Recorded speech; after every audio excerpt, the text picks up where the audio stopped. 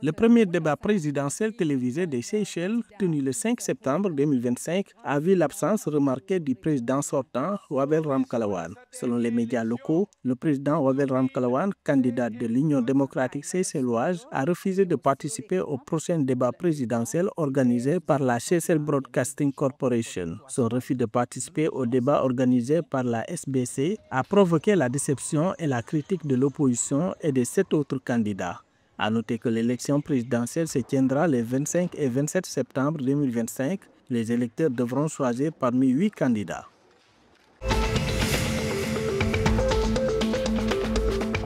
Le président comorien Azali Assoumani a confirmé le 5 septembre 2025 l'organisation prochaine d'assises nationales. Prévues en février 2026 à Fomboni, ces assises seront dédiées au bilan de la réconciliation. Bien que le chef de l'État ait précisé qu'il ne s'agit pas forcément de modifications institutionnelles, cette annonce relance le débat sur l'avenir de la présidence tournante. Selon le président Azali, l'objectif est de consolider les réussites de la réconciliation et d'identifier les échecs.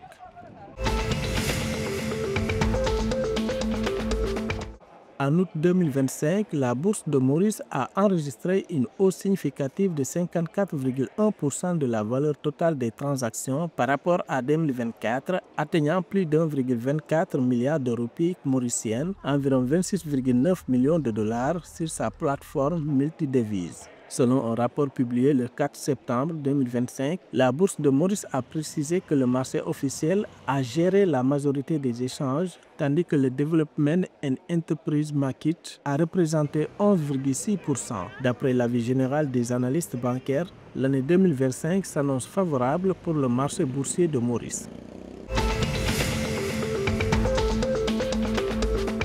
Madagascar forme 10 nouveaux agents du corps de protection civile et des sapeurs-pompiers d'Antananarivo à la maîtrise de l'infrastructure du transport par câble et aux procédures de secours en hauteur, selon une annonce du 5 septembre 2025 du secrétariat d'État chargé des nouvelles villes.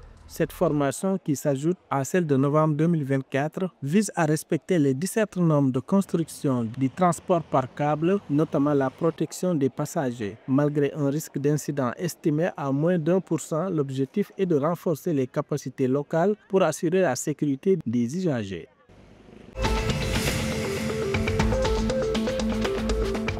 Le stade Kianza Barea Mahamasina de Madagascar est en pleine préparation pour respecter les normes internationales.